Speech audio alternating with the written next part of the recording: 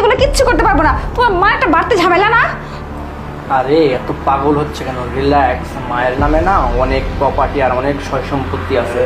একবার শুধু এগুলো লিখে নেই, তারপরে মাকে না এখান থেকে ঘাড় ধাক্কা দিয়ে বের করে দেবো। মাকে তো এখানে এমনি এমনি আনতেছি না, শুধুমাত্র প্রপার্টির লোভে।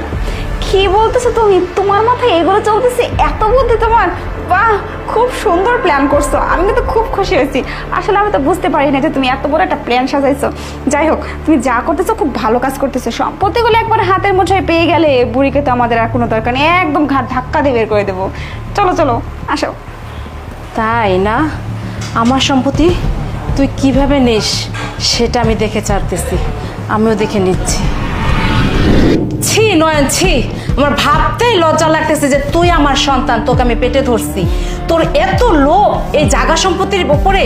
হ্যাঁ, কি ভাবছিস? হ্যাঁ, আমি এক কানা করেও তোকে দেব না। এক কানা করে তুমি আমাকে দেবে না মানে? আমি তোমার ছেলে, এই সম্পত্তি সম্পূর্ণ অধিকার শুধু আমার আছে। আর তুমি এতদিন আমার সাথে কেন করছো এই নাটক? হ্যাঁ, কি দরকার ছিল এসব নাটক করার? এই সম্পত্তি শুধুমাত্র আমার, তুমি না দেওয়ার কি? তোকে আমি এক কানা করে, আমি সম্পত্তি সব আমার যত এতিমখানা আছে এতিমখানা আমি দান করে দিছি। এই বাড়িতে যে থাকতেছিস এই বাড়িটাও তোদের না, ঠিক আছে? তোমার কি মাথা খারাপ হয়ে গেছে? তুমি এতিমখানা দান করে দিচ্ছ মানে? আমরা কোথায় থাকবো? আমরা কি আকাশ থেকে উড়ে আসছি? আমরা কি হাওয়ায় ভেসে আসছি? তুমি সব আবল তাবল কথা বলা বাদ দাও বলতেছি।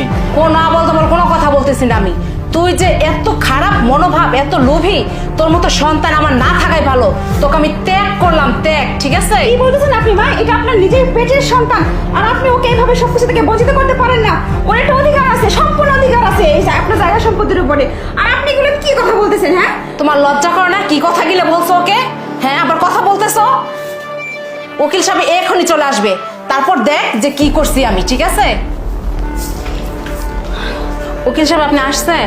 হ্যাঁ ম্যাডাম, আমি আপনাকে যা যা করতে বলছে ঠিক মতো করছেন তো? হ্যাঁ, আমি সব কাগজপাতি ঠিক করে নিয়ে আসছি। সবকিছু ঠিক করে নিয়ে আসি মানে? এসব হচ্ছেটা কি? হ্যাঁ, আপনার আম্মা যত সয় সম্পত্তি আছে সব কিছু এতিমখানা রেজিস্ট্রি করে দিয়েছে। আর আপনারা যে বাসায় আছেন না, এই বাসাটাও এতিমখানা রেজিস্ট্রি করে দিয়েছে।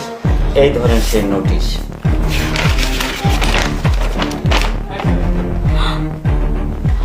আরে মা, আপনি এগুলো কি করছেন? এখন আমরা কোথায় যাবো? আর এখানে তো লেখা আছে 1 মাসের মধ্যে আমাদের এই বাসা ছাড়তে হবে। আমি যা করছি ঠিক করছি, আমি বুঝে শুনেই করছি।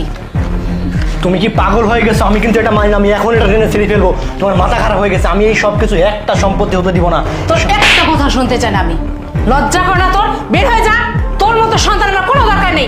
এখন বের হয়ে যা, যা, সব বের হয়ে যা, যা।